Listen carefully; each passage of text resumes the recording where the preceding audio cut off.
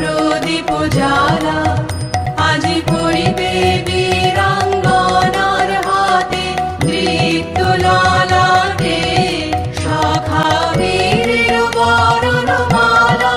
এসো এসো পুরুষোত্তম, এসো এসো বীর মম। ছিন্ন করে দিবে সে তার শক্তির অভিমান, তোমার চরণে করিবে দান। আত্মনিবেদনের ডালা চরণে করিবে দান। আজ পরাবে বীরাঙ্গনা তোমার দৃপ্ত ললাটে শাখা